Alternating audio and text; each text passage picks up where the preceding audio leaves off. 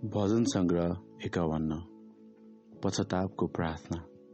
संगीत निर्देशकको निम्ति नातान अगमवक तिनी कहाँ आएपछि दाउदको भजन। हे परमेश्वर, तपाईको अचूक करुणा अनुसार म माथि कृपा गर्नुहोस्।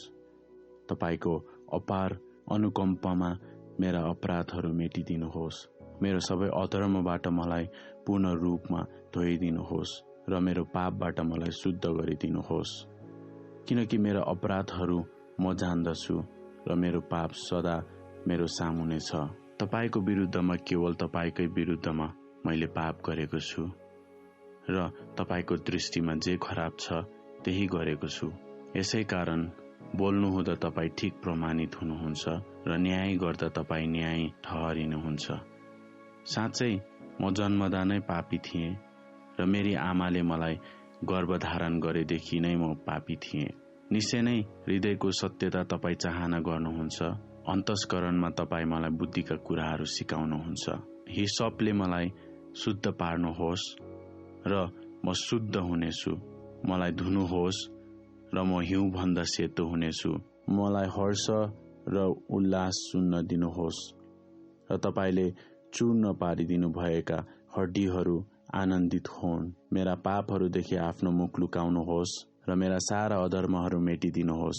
हे परमेश्वर, ममा शुद्ध हृदय सृजनुहोस् र म भित्र एउटा स्थिर आत्मा पूर्ण जीवित पार्नुहोस्।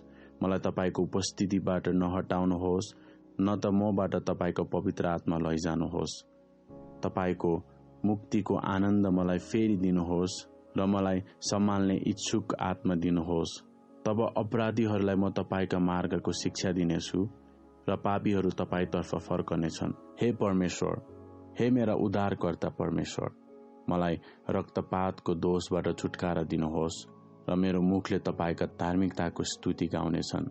हे परम प्रभु, मेरा ओठ खोलिदिनुहोस् र मेरो जिब्रोले तपाईको प्रशंसाको घोषणा गर्नेछ। किनकि तपाई बलिमा प्रसन्न हुनुहुन्न, नत्र त म बलि चढाउने थिएँ। होम बलिमा तपाई खुसी हुनुहुन्न।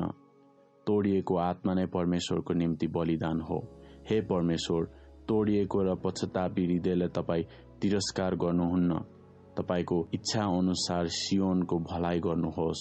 यरुशलेमका पर्खालहरू निर्माण गरिदिनुहोस्। तब तपाईलाई प्रसन्न पार्न धार्मिकताका बलिहरू चढाउनेछन्। सम्पूर्ण होम बलि र साँडेहरू तपाईको वेदीमा चढाइनेछन्। आमेन।